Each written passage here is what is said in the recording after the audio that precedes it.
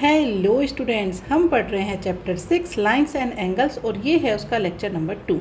Lecture number 1 में हमने 6.1 topic and 6.2 के कुछ टॉपिक्स कवर किए थे, जिनमें लाइन सेगमेंट, रे, एंगल आर्म, एक्यूट एंगल, ये सारी टर्म्स वहाँ पर थी जो मैंने कवर कर दी थी। अगर आपने अभी तक प्रीवियस लेक्चर नहीं देखा है तो एक बार पहले आप प्रीवियस लेक्चर देख लीजिए, क्योंकि आगे जो टर्म डिफाइन कर रहे हैं वो समझ में आ जाएंगे आपको। बट अगर आप प्रीवियस लेक्चर पहले कवर कर लेंगे तो ज़्यादा बेटर तरीके से आएंगी। ठीक है, तो अब हम यहाँ पर बात करते हैं जो हमारे रिमेनिंग टॉपिक्स हैं उनकी। तो सबसे पहले बात करते हैं complementary angles and supplementary angles. ठीक है, तो कॉम्प्लीमेंट्री एंगल्स क्या होते हैं कि जैसे हमारे पास कहीं पर दो एंगल हैं। ठीक है, एक मैंने कह दिया कि एक है एंगल ए और दूसरा कहीं पर है एंगल बी, और इन दोनों एंगल्स का जो सम है वो कितना है, वो है हमारे पास 90 डिग्री। दो एंगल हैं और दोनों एंगल का सम कितना है, 90 डिग्री। तो ये जो एंगल ए और एंगल बी है ये हमारे कहलाएंगे कॉम्प्लीमेंट्री एंगल। क्लियर है, दो एंगल लेकिन उन दोनों एंगल्स का सम कितना है, 90 डिग्री। एग्जैक्ट 90 डिग्री बना रहे हैं दोनों एंगल मिल करके, तो ये जो दोनों एंगल है ये हमारे कहलाएंगे कॉम्प्लीमेंट्री एंगल। ओके, अब अगर हमारे पास फिर से दो एंगल है, angle A plus angle B, लेकिन अब जो इनका सम है वो कितना है, 180 डिग्री। तो ये जो दोनों एंगल हैं, एंगल ए और एंगल बी, अब हम इन्हें कहेंगे कि ये जो दोनों एंगल हैं ये हमारे क्या है, सप्लीमेंट्री एंगल। तो सिर्फ इतना याद रखना है कि हमारे पास दो एंगल हैं और उनका सम कितना है, 90 डिग्री। तो ये हो जाएंगे कॉम्प्लीमेंट्री एंगल, और दो एंगल्स जिनका जो सम है वो कितना है, 180 डिग्री, तो ये हो जाएंगे हमारे पास सप्लीमेंट्री एंगल। क्लियर है, अब हम आते हैं adjacent angle and linear pair of angle. अगर मैं सबसे पहले इस तरीके से तीन रेज लूँ, फर्स्ट रे ये हो गई, सेकंड रे ये हो गई और थर्ड रे ये हो गई। अब ये वाली जो रे है डिफरेंट कलर से ड्रॉ करती हूँ, ये वाली जो रे है। ठीक है, अब क्या हो रहा है, एक एंगल तो ये बन रहा है थीटा, दो रे हैं हमारे पास, जैसे ये वाली रे हो गई पी क्यू और ये हो गई पी आर। तो P Q and P R ये दो रे हैं और इन्होंने मिलकर के एक एंगल बना दिया थीटा 1। अब हमारे पास फिर से दो रे हैं, कौन सी, P Q and P S, इन्होंने एक एंगल बनाया है और जिसका नाम दिया मैंने थीटा 2। अब एडजेसेंट एंगल क्या होते हैं, ये एंगल तीन रे आपस में मिलकर के फॉर्म करती हैं, जिसमें से एक रे कॉमन होती है, और ये जो कॉमन वाली रे है ये मिड में होगी, और बाकी जो दो रे हैं जो कॉमन नहीं है वो एक लेफ्ट हैंड साइड और एक राइट हैंड साइड इस तरीके से होगी। तो एडजेसेंट एंगल क्या बनते हैं, इन एंगल्स को कैसे फॉर्म किया जाता है, थ्री रेज की हेल्प से फॉर्म किया जाता है, जिसमें से एक रे क्या होगी, कॉमन होगी। और यहाँ पर ये जो दोनों एंगल बन रहे हैं इनके लिए वर्टेक्स सेम है, एक ही जगह से निकल रही हैं, ये पॉइंट P है, यहाँ से तीनों रे निकल रही हैं, एक रे कॉमन है और कॉमन रे के दोनों तरफ left hand side and right hand side दो रे और होती हैं। तो ये जो एंगल फॉर्म हो रहे हैं इन्हें हम कहते हैं एडजेसेंट एंगल। मतलब यहाँ पर ये जो आपके एडजेसेंट एंगल की मैं बात करूँ तो कौन से एंगल हो गए, यहाँ पर हो गया थीटा 1 एंड थीटा 2, ये हमारे एडजेसेंट एंगल कहलाएंगे। क्यों, क्योंकि with the help of three rays हमने इन्हें फॉर्म किया है, जिसमें से एक रे कॉमन है और कॉमन रे के दोनों तरफ अनकॉमन रेज जो होती हैं वो होती हैं वहाँ पर। इनका जो वर्टेक्स होता है तीनों रेज का वो एक ही होता है, तब जो एंगल फॉर्म होते हैं उन्हें हम कहते हैं एडजेसेंट एंगल। या फिर आप इस तरीके से भी कह सकते हैं कि एक कॉमन रे है और उस रे से दो रे और निकाली, एक दूसरी तरफ लेफ्ट हैंड साइड एक राइट हैंड साइड, तब यहाँ पर एंगल फॉर्म हो रहे हैं, तो जो एंगल आए उन्हें हमने कह दिया एडजेसेंट एंगल। क्लियर है, और यहाँ पर आप इसे इस तरीके से भी लिख सकते हैं कि ये जो एंगल फॉर्म हुआ है, कौन सा एंगल, एंगल हो जाएगा SPR, ये हमेशा इक्वल होगा angle SPQ plus angle QPR के। ठीक है, तो ये इस तरीके से ये कंडीशन यहाँ पर होती हैं, तो इन्हें हम कहते हैं एडजेसेंट एंगल। अब हम बात करते हैं लीनियर पेयर ऑफ एंगल्स की। लीनियर पेयर ऑफ एंगल्स में क्या है, इस तरीके से मैंने एक लाइन ड्रॉ की। ठीक है, ये मैंने एक लाइन ड्रॉ कर दी।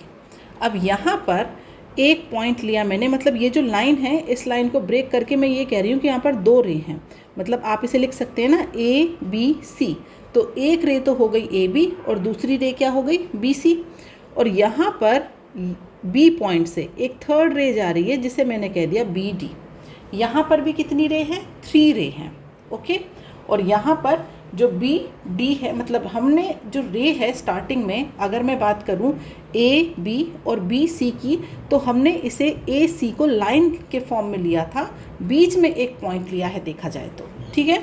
तो लीनियर पेयर ऑफ एंगल्स में आप ये कह सकते हैं कि हमारे पास ये जो ए सी है ये एक लाइन है, या फिर आप यूँ कह सकते हैं कि ए बी और बी सी जो रे हैं वो इस तरीके से हैं कि वो हमारे पास एक स्ट्रेट लाइन फॉर्म कर रही हैं, ठीक है। A B and B C ये हमारे पास 2 रे हैं, लेकिन ये दोनों रे मिलकर के एक स्ट्रेट लाइन फॉर्म कर रही हैं। फिर हमने ले ली यहाँ पर एक और रे ले ली बी डी। अब यहाँ पर भी 2 एंगल फॉर्म होंगे, इसे मैंने कह दिया θ1 और इसे मैंने कह दिया θ2। तो यहाँ पर जब ये θ1 प्लस θ2 मिलकर के हो जाए 180 डिग्री, तो इन्हें हम कहते हैं लीनियर पेयर ऑफ एंगल्स, ठीक है। यहाँ पर इसे लीनियर क्यों कहा गया, क्योंकि ये एक लाइन में है, जो 2 रे हैं A B and B C वो एक लाइन का फॉर्म कर रही हैं, ए बी और बी सी मिलकर के एक लाइन ए सी को फॉर्म कर रही हैं। फिर अगर हम एक और रे ले लें तो यहाँ पर 2 एंगल हो जाएंगे θ1 एंड θ2 और ये हो जाएंगे 180 डिग्री। तो इन्हें हम कहते हैं कि ये जो दोनों एंगल है θ1 एंड θ2 जब ये 180 डिग्री हो जाते हैं तो हम इन्हें कहते हैं लीनियर पेयर ऑफ एंगल्स। तो यूँ कहिए जब 2 एंगल का सम इक्वल टू हो जाए 180 डिग्री तो वो कहलाते हैं linear pair of angles, okay. अब हम बात करते हैं वर्टिकली अपोजिट एंगल्स की। तो आपने देखा होगा कि लाइंस को हम इस तरीके से भी ड्रॉ कर देते हैं। ये जो 2 लाइंस हैं ये एक दूसरे को क्रॉस कर रही हैं। ये एक लाइन ले ली मैंने ए बी और एक दूसरी लाइन ले ली मैंने सी डी। अब यहाँ पर एक एंगल ये होगा और इसके वर्टिकली अपोजिट कौन सा एंगल होगा, ये होगा। तो ये अगर थीटा है तो ये भी क्या होगा, थीटा होगा। ऐसे ही अगर एक एंगल ये है, इसे मैंने कह दिया थीटा डैश, तो इसके सामने जो एंगल होगा वर्टिकली अपोजिट, ठीक है, ये भी क्या हो जाएगा, थीटा डैश। तो ये ऑलरेडी आप पढ़ चुके होंगे। वर्टिकली अपोजिट में क्या है कि जब 2 रेस हमारी होती हैं वो एक दूसरे को क्या करती हैं, 2 लाइन जो होती हैं वो एक दूसरे को जब क्रॉस करती हैं, कैसे भी कर सकती हैं, इस तरीके से भी कर सकती हैं, ऐसे और ये, ठीक है, इस तरीके से लाइन क्रॉस कर रही हैं। तो यहाँ पर भी हमारे पास क्या हो जाएगा, एक एंगल अगर ये मैंने माना थीटा तो दूसरा ये भी क्या हो जाएगा, थीटा। ये वाला एंगल है अगर थीटा डैश तो ये भी क्या हो जाएगा, थीटा डैश। तो जब 2 लाइन एक दूसरे को क्रॉस कर रही हैं तो उनके पास जो एंगल फॉर्म होते हैं वर्टिकली वो क्या होते हैं, अपोजिट एंगल होते हैं, ठीक है। अब नेक्स्ट टॉपिक पे आते हैं 6.3 intersecting lines and non intersecting lines. तो इसमें ज़्यादा कुछ नहीं है बताने को। जब हमारे पास 2 लाइंस एक दूसरे को एक पॉइंट पर कट कर रही हैं इस तरीके से तो ये हो जाएंगी intersecting lines, okay. Non intersecting की बात करें तो 2 लाइन हैं, एक लाइन ये हो गई और एक लाइन ये हो गई, ये नॉन इंटरसेक्टिंग है, या फिर यूँ कहिए कि ये दोनों आपस में क्या है, पैरेलल हैं। तो ये नॉन इंटरसेक्टिंग कब होंगी, जब आप कहीं पर भी इन दोनों के बीच की डिस्टेंस देखेंगे और वो क्या होगी, सेम होगी डी। ये हम पैरेलल लाइन के कॉन्सेप्ट में बता चुकी हूँ मैं अच्छे से कि नॉन इंटरसेक्टिंग लाइंस का मतलब है देखा जाए तो पैरेलल लाइंस। तो आप इसे यहाँ पर इस तरीके से डिफाइन भी कर सकते हैं कि ये है हमारे पास पैरेलल लाइंस। और लाइंस पैरेलल कब होती हैं, जब 2 लाइन के बीच की जो डिस्टेंस है हमेशा क्या होती है, कॉमन, सेम होती है। यहाँ पर देख लीजिए आप इस वाले पॉइंट पर, यहाँ पर देखिए, कहीं पर भी देखेंगे तो ये जो डिस्टेंस दी है हमेशा सेम होंगी। तो इसीलिए ये लाइंस एक दूसरे को कभी भी क्रॉस नहीं करेंगे, ठीक है। अब हम आते हैं पेयर्स ऑफ एंगल्स पर। ये वही टॉपिक है जो मैं बता चुकी हूँ। पेयर ऑफ एंगल में कुछ नहीं, हमारे पास एक लाइन है इस तरीके से और यहाँ पर फिर हम एक रे ले लेते हैं, ठीक है। तो ये हो गया हमारे पास θ1 और ये हो गया हमारे पास θ2। तो ये हमारे पास पेयर ऑफ एंगल हो गए। और अगर ये एंगल 180 डिग्री है तो ये हो जाता है लीनियर पेयर ऑफ एंगल, ठीक है।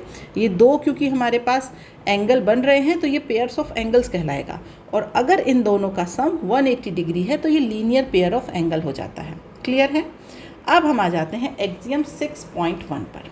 इसमें कहा गया है if a ray stands on a line then the sum of two adjacent angles so formed is 180 degree. मतलब क्वेश्चन में कहा गया है कि एक रे है जिसे कहाँ पर खड़ा किया गया है, लाइन के ऊपर। मतलब अगर मैं ये एक लाइन ड्रॉ कर लूँ, ये एक लाइन हो गई, लाइन को मैंने कहा ए बी। अब इस लाइन पर कहीं पर कोई पॉइंट ले लीजिए, ये ले लिया मैंने एक पॉइंट जिसे मैंने कहा सी। यहाँ पर मैंने एक रे को खड़ा कर दिया, ये हो गई हमारे पास रे सी टी। यही कहा गया है if a ray stands on a line. Line क्या है हमारे पास, यहाँ पर इस लाइन को लिया मैंने ए बी। रे क्या है हमारे पास, रे है सी डी। ठीक है, तो एक लाइन ए बी के ऊपर एक रे सी डी को मैंने खड़ा कर दिया। अब ये कहा गया है कि यहाँ पर जो दो एडजेसेंट एंगल्स बने, कौन कौन से बने, इसे ले लिया मैंने θ1 और इसे ले लिया मैंने θ2। ये दो एंगल बने। तो हमें ये प्रूफ करना है, ये बताना है कि ये जो दोनों एंगल्स हैं इनका सम कितना है, 180 डिग्री। ये होगा 180 डिग्री। क्यों होगा, क्योंकि अगर हम बात कर रहे हैं लाइन की, लाइन हमेशा क्या होती है, इस तरीके से स्ट्रेट ही तो होती है। लाइन की अगर हम बात करते हैं तो लाइन स्ट्रेट होती है। आप लोगों ने स्ट्रेट एंगल मैंने पढ़ाया था तो वो देखा था, स्ट्रेट एंगल क्या था, इस तरीके से एक लाइन थी, यहाँ कहीं पर हमने क्या लिया था, पॉइंट लिया था। तो ये जो एंगल होता है ये कितना होता है, 180 डिग्री होता है। By the definition of straight angle आपने देखा था कि जो स्ट्रेट एंगल होता है वो एक लाइन पर फॉर्म होता है और उस लाइन पर कहीं पर भी एक पॉइंट आपने ले लिया तो ये कितना हो गया, 180 डिग्री। अब ये जो पॉइंट है, इस पॉइंट पर आप रे ले लीजिए कहीं पर भी, यहाँ ले लीजिए या फिर यहाँ ले लीजिए, लेकिन ये जो पॉइंट है, इस पॉइंट को मैंने कहा सी और ये हो गया ए बी। ठीक है, इसे डी यहाँ मान लीजिए, डी डैश यहाँ मान लीजिए, कुछ भी। ठीक है, तो ये जो एंगल है सी, ये हमेशा कितना रहेगा, 180 डिग्री रहेगा। आप कितनी भी रे ले लीजिए, चाहे आप यहाँ पर 10 20 कितनी भी रे ले लीजिए, लेकिन ये जो एंगल सी है ये हमेशा क्या रहेगा, ये रहेगा हमेशा 180 डिग्री। तो आप यहाँ बता सकते हैं बाय द डेफिनेशन ऑफ, आप कह सकते हैं, अगर प्रूफ करने के लिए कह रहे हैं आपसे, ठीक है, कि इस तरीके से प्रूफ करके बताइए कि if a ray stands on a line then the sum of two adjacent angles so formed is 180 degree. ठीक है, तो यहाँ पर हम कह सकते हैं कि अगर हम बात कर रहे हैं स्ट्रेट एंगल की, ठीक है, तो स्ट्रेट एंगल की डेफिनेशन से हम ये देखते हैं कि ये कितना होता है, 180 डिग्री होता है। और अगर ये 180 डिग्री है तो आप यहाँ पर कितनी भी रेज लेते रहिए, 10 20 30 कितनी भी रे लेते रहिए। हम एक की बात नहीं कर रहे, हम कह रहे हैं कितनी भी लीजिए आप, लेकिन ये जो एंगल सी है ये हमेशा कितना होगा, ये होगा 180 डिग्री। ठीक है, हालांकि हमें एक्सियम को प्रूफ करने की ज़रूरत नहीं होती है। एक्सियम जो होते हैं यूनिवर्सल ट्रूथ की तरह लिए जाते हैं, बट कभी अगर क्वेश्चन घुमा के पूछा जाए तो आप लिख सकते हैं यहाँ पर कि अगर हम बात करते हैं स्ट्रेट एंगल की, तो ये जो स्ट्रेट एंगल होता है ये 180 डिग्री होता है। तो यहाँ पर एंगल सी जितना भी फॉर्म होगा, तो यहाँ पर अगर हम एंगल सी की बात करें तो कैसे बनेगा, angle A C D plus angle D C B, तो ये हमारा कितना हो जाएगा, 180 डिग्री। क्लियर है। एक्सियम 6.2 पर आते हैं। यहाँ लिखा गया है if the sum of two adjacent angle is 180 degree then the non common arms form a line. मतलब अब यहाँ पर ये कहा गया है कि दो एडजेसेंट एंगल बन रहे हैं लेकिन उनका सम कितना है, 180 डिग्री। तो 180 डिग्री के लिए हम क्या करेंगे, एक लाइन फॉर्म करेंगे और ये इस तरीके से यहाँ पर हमने दो एडजेसेंट एंगल बना लिए, एक हो गया θ1 और एक हो गया θ2।